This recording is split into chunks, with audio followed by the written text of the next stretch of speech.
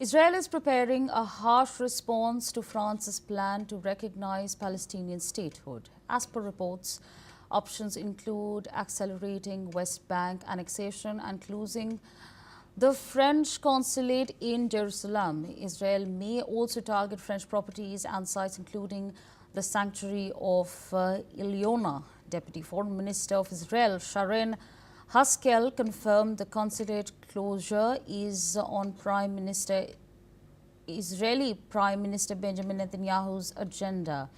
Meanwhile, former French diplomat Karim Amelal warned relations could deteriorate enormously. In fact, French President Emmanuel Macron is pushing a UN conference on recognizing Palestine on September 22nd. The move comes amid pressure from European allies and growing global backing for Palestinian statehood.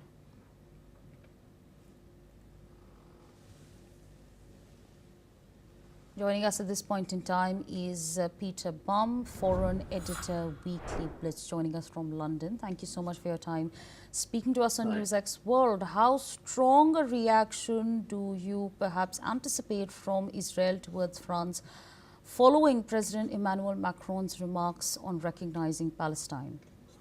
Well, other than rhetoric and perhaps in extreme closing down the French embassy, for example, which I don't think he will do, there's not a lot that Israel can do. The reason Macron is doing this is he's under huge pressure domestically. He's playing to his Muslim audience.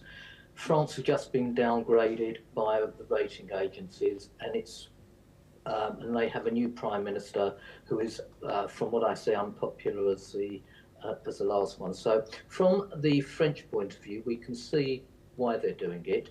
In effect, it's going to have no practical impact. Recognising Palestine has been done by a number of countries, and it's meaningless because Palestine has no borders, no capital, no government, no currency, etc. So it's just another way to increase Israel's isolation, increase the pressure on the Netanyahu government.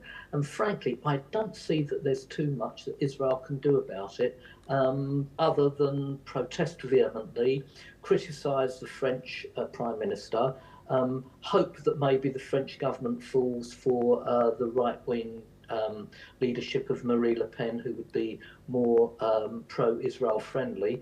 But I don't think in practical terms there's too much that Netanyahu or his cabinet can do about it.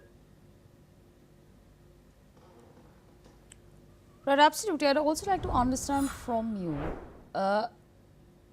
if the UNGA vote is symbolic, in fact, as symbolic as UNSC has the main capability and the capacity to make decisions, then what impact would the war have on the ground? Sorry, what impact will I didn't quite catch what you said. What impact would perhaps, what will be the impact on the ground is what I'm trying to understand. Within Israel and her war in Gaza at the moment? Right. Yes, absolutely none.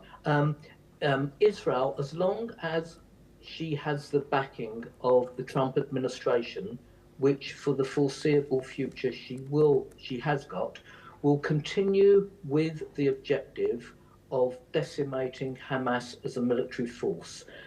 This is the first week of their operation within Gaza City. Israel has suffered some casualties yesterday, but it's clear that within the next, let's be realistic, 3 to 4 weeks, Israel will try and satisfy herself that the main Hamas military capabilities is completely annihilated. To any military observer, it's clear that Hamas no longer has the capacity to fire rockets into Israel. That has all been seen to. But she does have a number of operatives with rifles, machine guns, explosive weapons, and etc., that could still, from a terrorist point of view, do damage to Israel and her population. It's Israel's objective to ignore the various United Nations resolutions, to ignore the impact of recognition of a Palestinian state by France, by the UK, by other European countries.